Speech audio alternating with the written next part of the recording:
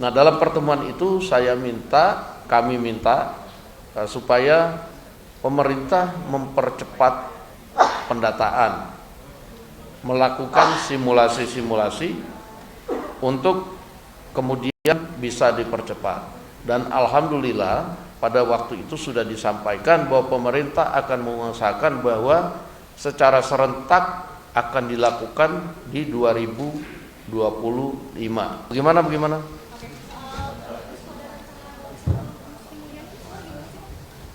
Ya, saya sudah menjawab di beberapa media dan saya juga sudah melakukan konfirmasi kepada pihak pemerintah bahwa sejak beredarnya isu ada reshuffle beberapa menteri termasuk Ibu Sri Mulyani, bahwa pemerintah dalam waktu dekat, dalam hal ini Presiden, belum ada rencana melakukan reshuffle. Pertanyaan ini saya sampaikan sebagai pimpinan DPR kepada pemerintah untuk menjelaskan juga kepada konstituen di lapangan, yang kemudian juga karena dinamika di media itu banyak yang kemudian sama seperti ini memberitakan apakah benar ada reshuffle menteri ini, menteri itu, termasuk Bu Sri Mulyani. Nah, mungkin rekan-rekan media sudah tahu bahwa pertemuan yang intens antara Presiden dengan Menteri Keuangan maupun menteri-menteri lain justru membahas bagaimana kemudian supaya kelancaran pemerintah dalam memperhatikan kepentingan rakyat ini terus dilakukan. Dan saya pikir apa yang disampaikan oleh pemerintah bahwa dalam waktu dekat belum ada rencana reshuffle, ya mungkin itu yang bisa saya sampaikan. Demikian.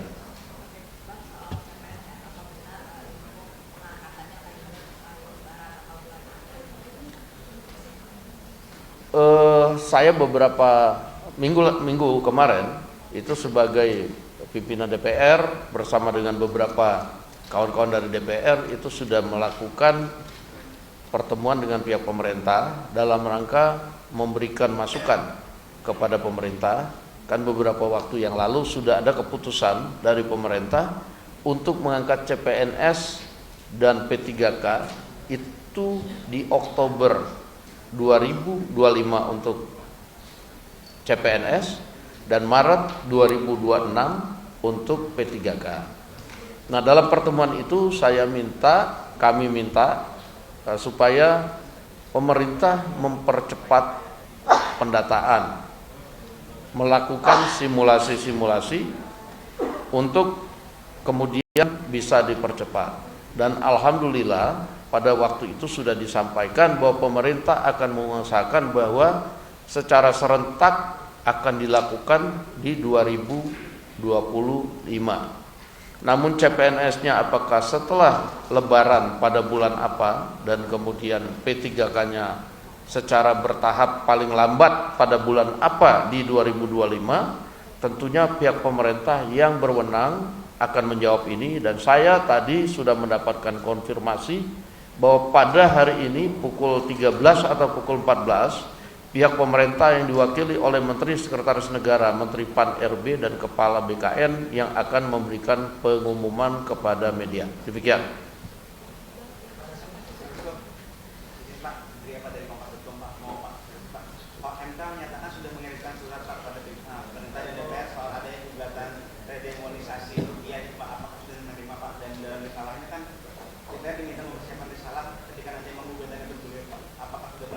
Yang pertama, surat baru kita terima kemarin dan kita harus mengadakan rapat pimpinan untuk kemudian melalui mekanisme akan melakukan persiapan-persiapan seandainya diminta oleh MK. Itu saja yang bisa saya sampaikan. Oke, ada lagi?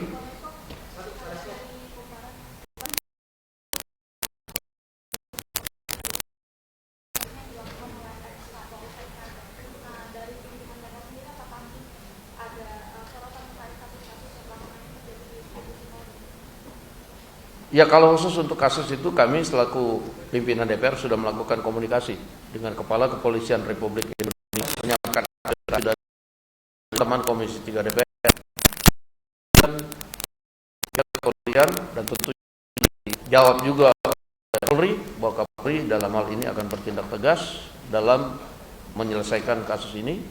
baik dari sisi etika maupun pidananya. Demikian. Oke? Kompas.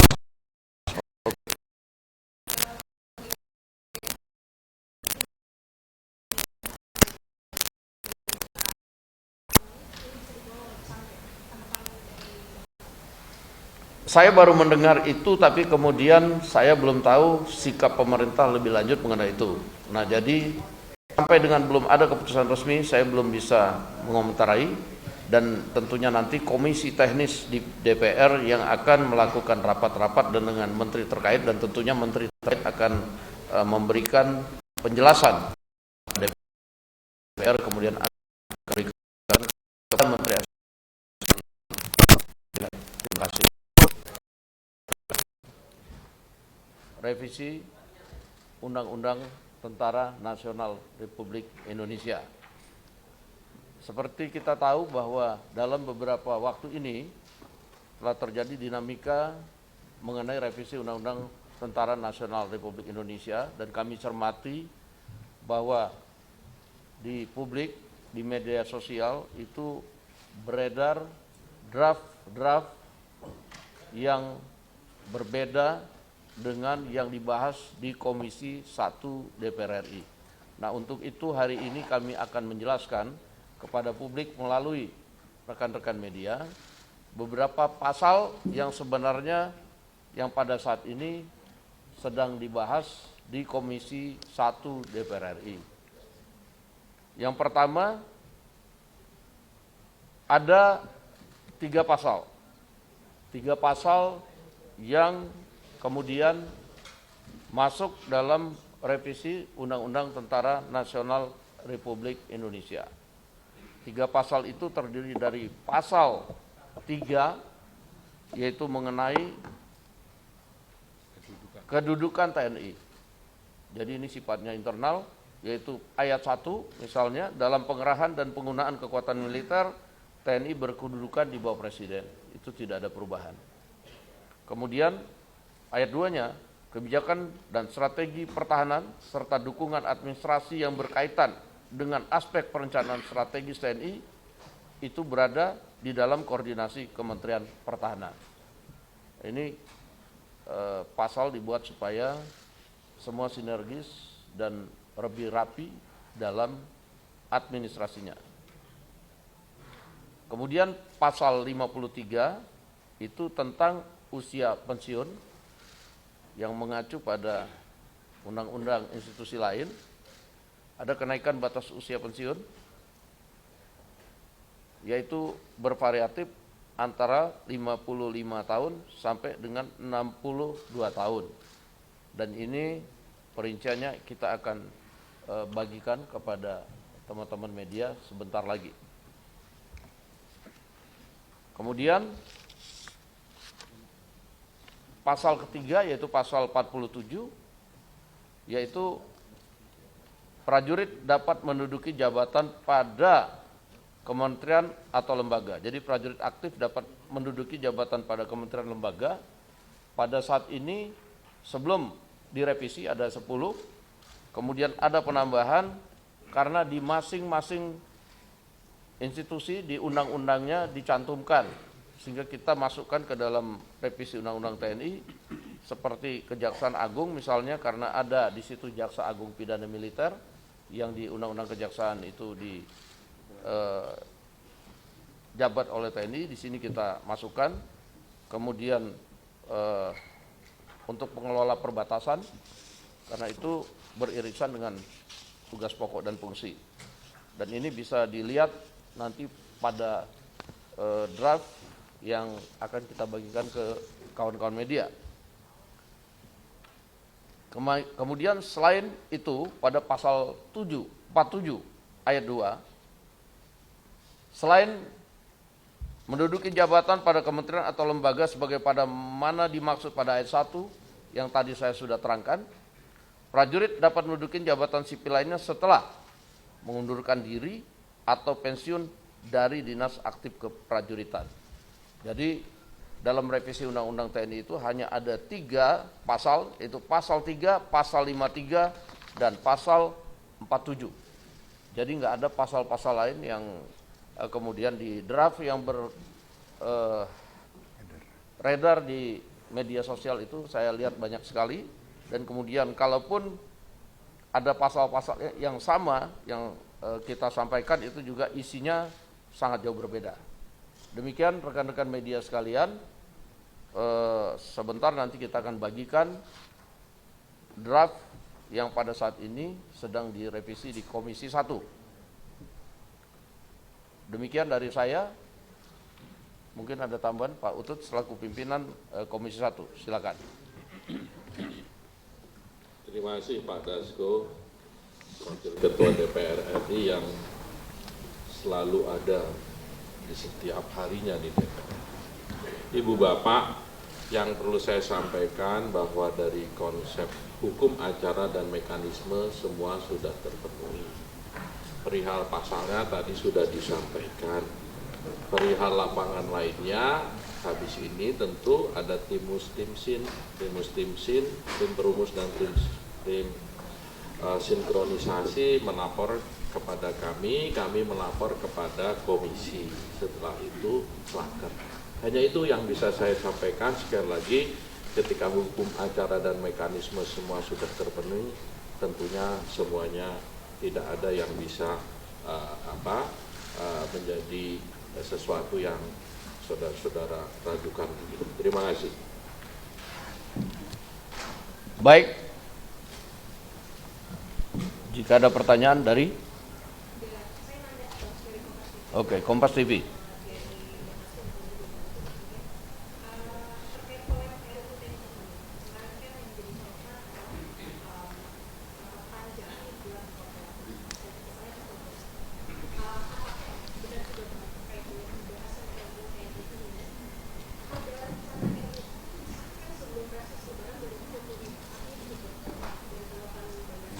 Yang pertama saya sampaikan bahwa tidak ada kebut-mengebut dalam Undang-Undang Revisi Undang-Undang TNI. Seperti kita tahu bahwa revisi Undang-Undang TNI ini sudah berlangsung dari berapa lama ya? Berapa bulan lalu. Dan itu kemudian dibahas di Komisi 1, termasuk kemudian mengundang partisipasi publik. Yang kedua, bahwa tidak ada kemudian rapat terkesan diam-diam, karena rapat yang dilakukan di hotel itu adalah rapat terbuka. Boleh dilihat di agenda rapatnya, itu rapat diadakan terbuka, dan memang konsinyering dalam setiap pembahasan undang-undang itu memang ada aturannya di dalam peraturan pembuatan undang-undang dan tidak menyalahi mekanisme yang ada. Walaupun kemarin saya lihat rencananya 4 hari, disingkat menjadi 2 hari, dalam rangka efisiensi, dan itu diperlukan karena mengundang institusi lain, dan walaupun cuma 3 pasal tetapi pembahasannya itu memerlukan waktu, karena dari sisi naskah akademik dan lain-lain itu perlu juga kemudian merumuskan kata-kata atau kemudian pokok-pokok yang tepat dalam pembahasannya. Nah, sehingga kemudian diperlukan konsinyering, itu saja. Nah, bahwa kemudian 3 pasal ini sudah dinyatakan selesai pembahasannya, ini juga tidak kebut-mengebut, tapi dalam mekanisme itu memang diserahkan kepada Komisi 1, dalam hal ini tim perumus, tim mustimsin, dan kemudian panja yang kemudian akan melakukan sesuai dengan mekanisme. Demikian. Tambahkan. Kalau tambahannya, bahwa tim pemerintah juga sangat banyak, dari Wamen Sesnek Pak Bambang Eko, Ibu Lydia, kemudian dari Wamenhan serta sekjennya Pak Marsdiado Irawan dan Legend Tri Budi Utomo, dari Kementerian Hukum Dirjen Perundang-undangan Dr. Dahana, dari Kementerian Keuangan sekjennya Pak Heru Pambudi, dan dari ahli bahasa Pak Naryanto. Kalau ditanya tadi soal kebut-mengebut sudah dijawab. Kalau soal partisipasi publik semua sudah kita undang, mulai dari Pak Tempure Sasa, Mayor Jenderal Rodon Pedrason, kemudian Pak Dr. Kusnanto Anggoro, Saudara Al-Arab, Saudara dari Pak dari Setara Institut, Saudara Ihsan Husseini, kemudian dari Pepabri dipimpin langsung oleh senior-senior dipimpin oleh Pak Agung Gumelar serta bekas Kasal Pak Laksamana Ahmad Sucipto, kemudian juga dengan Menhan, Panglima TNI dan Pak Kapolres. Jadi intinya itu, kalau dibilang kebut-mengebut tadi sudah dijawab. Kalau lapangannya ya memang seperti itu, karena pasalnya 3 debatnya sudah sangat panjang dan setiap fraksi kita putar. Kadang ada yang langsung setuju, ada yang setiap fraksi kita putar. Iya, makasih.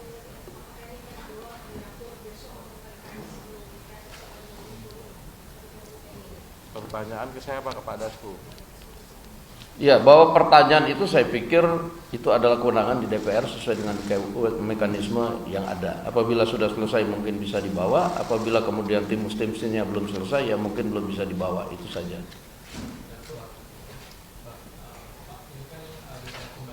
Tolong namanya dan dari media mana, tolong di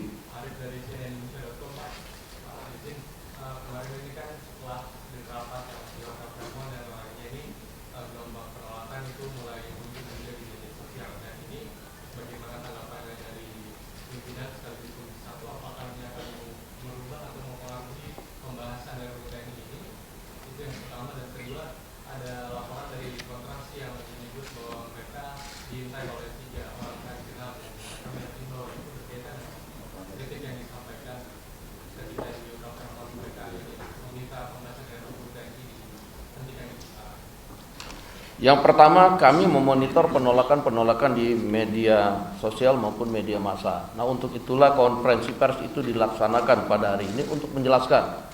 Karena penolakan-penolakan yang saya lihat di media sosial itu substansi dan masalah dari pasal-pasal yang ada itu sangat banyak yang tidak sesuai dengan yang dibahas. Nah, hari ini kami menjelaskan bahwa hanya 3 pasal dan pasal-pasal ini kalau dilihat hanya untuk penguatan internal ke dalam dan lebih kemudian memasukkan yang sudah ada ke dalam undang-undang supaya tidak ada pelanggaran undang-undang, justru itu.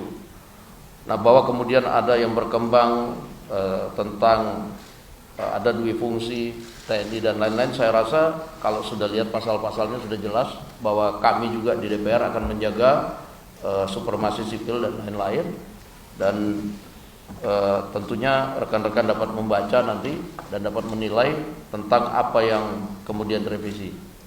Kemudian tadi tentang pertanyaan mengenai dari teman-teman di Kontras, ya saya belum bisa komentar karena kita juga tidak tahu apakah itu kemudian dari mana, dan kalau memang merasa terganggu ya laporkan saja kepada pihak yang penegak hukum, begitu. Terima kasih. Saya rasa sudah cukup. Kalau soal substansi kan sudah dari awal kita jelaskan. Kalau yang insiden kemarin kita juga nggak tahu siapa orangnya. Yang jelas kita semua mengundang, semua sudah. Kalau semua dalam posisi ini menolak, ini mendukung, itu tidak dalam posisi kami sebagai pembuat undang-undang. Tetapi masukannya sangat kita perhatikan. Kalau kekhawatiran di Indonesia Abri saya sudah berkali-kali bicarakan, justru ini melimitasi. Dan pertemuan dengan Panglima TNI pada rapat Kamis minggu silam itu tegas, kesimpulannya hanya satu, bahwa dari undang-undang ini jelas supremasi sipil dalam konsep negara demokrasi. Yang berikut saya tambahkan bahwa di media massa sebelumnya juga sudah beredar bahwa ada pembahasan RUU TNI di Hotel Fairmont.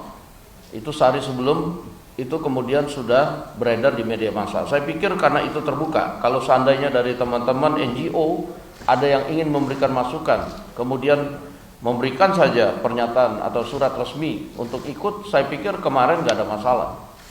Nah, cuman pada waktu mendatangi hotelnya kan itu tidak memberitahukan.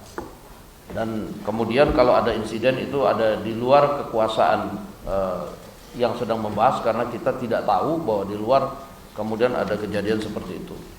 Pada hari ini saya juga menerima perwakilan dari teman-teman NGO untuk berdiskusi, karena mereka minta kemarin untuk ditemui. Terima kasih. Saya pikir cukup. Terima kasih atas kehadirannya. Selamat berpuasa. Wassalamualaikum warahmatullahi wabarakatuh.